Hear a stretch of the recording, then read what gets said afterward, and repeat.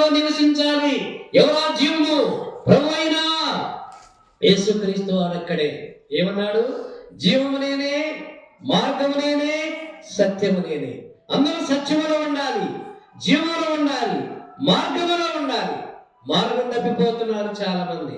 మార్గం ఎరక్క, మార్గమును చూడక, మార్గమును ప్రేమించక, నిజమైన మార్గం ఎరగలేక, అసత్యమైన మార్గంలో నివసించి ఏదో రీతిగా కలిగిన వారు నుండి నష్టానికి పోతున్నారు. ఆ రీతిగా ఉండకుండా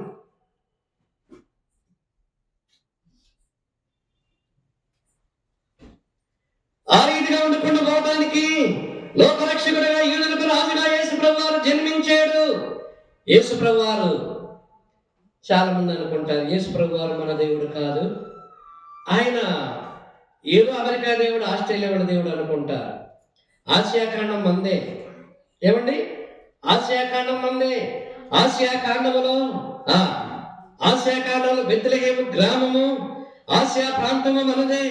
ఆసియా ఖండం ముందే. పాలస్తీనా దేశం మనదే. అందుకే ఒక పాట సండే స్కూల్లో పాట పాడతారు. ఏమని ఉన్నారు? సండే స్కూల్ చేశారా? పాలిస్తీనా పిల్లలము, పాలిస్తీనా మన దేశం, పాపుల రక్షకుడే యేసుక్రీస్తు పుట్టిన దేశం మన దేశం. మీరే పాడండి.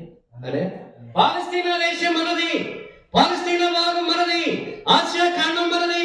ఆసియా ఖండంలో బెత్లెహేములో పాలస్తీనా భాగం మనదే. యేసుప్రభు వారు ఎక్కడో వాడు కాదండి. అమెరికా దేశస్థుడు కాదు, ఆస్ట్రేలియా దేశస్థుడు కాదు, ఇంగ్లాండ్ దేశస్థుడు కాదు, తమిళనాడు దేశస్థుడు కాదు.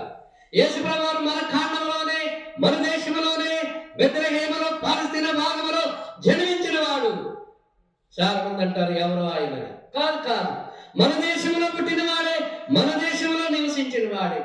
అందుకే యూదులకు రాజులు. అందుకే మన దేశస్తులందరూ కూడా క్రిస్మస్ కలిగిన వారు ఉంటున్నారు. ఇదే మంచి క్రిస్మస్. యూదులకు రాజుగా పుట్టినవాడు కీడు నుండి తీసివేయడానికి, పాప నుండి తీసివేయడానికి, విడిపించడానికి యేసుప్రభు ఈ లోకంలో జన్మించాడు. ఆయన జన్మదినం చాలా విలువైనది. ఏ రీతిగా జన్మించాడంట? పాపం లేని వాడుగా జన్మించాడు, పరిశుద్ధుడిగా జన్మించాడు, పాపము నియమం లేకుండా, కృత్యాలు లేకుండా జన్మించినాడు. అందుకే ఆయన ఎవరు? పరిశుద్ధుడు. ఎవరండి ఆయన? ఆయన పరిశుద్ధుడు. నేను పరిశుద్ధుడు కనుక మీరును పరిశుద్ధులై ఉండండి. పరిశుద్ధులు కావడానికి మానవుడు ఏం చేయాలండి? మానవుడు పరిశుద్ధుడు కాదు, మానవుడు పరిశుద్ధమైన జీవితం లేదు. నేను పాపంలో పుట్టినవారు, పాపంలో నా తల్లి నన్ను గర్భము ధరించింది. పాపం కావాలంటే ఏం చేయాలి? ఈనాడు మానవుడు పాపం పోవడానికి ఎన్నో ప్రయత్నాలు చేస్తున్నాడు, ఎన్నో కలిగిన వాడుకున్నాడు. పాపం పోవడానికి వీలు లేదు. హృదయంలో పాపం పోవాలి, జీవితంలో పాపం పోవాలి, మనసులో పాపం పోవాలి. పాపం పోవాలంటే ఏం కావాలండి? ఏదో చేస్తే కాదండి, ఏదో మనం స్వయం తృప్తి కొరకు చేస్తే కాదు. పాపం పోవటానికి పాపల రక్షకుడైన యేసుప్రభు విశ్వసించాలి. ఆ పాపల రక్షకుడు యేసుప్రభు వారు నీ కొరకు నా కొరకు ఏం కార్చాడు? ఆయన రక్తమును కార్చాడు కదా.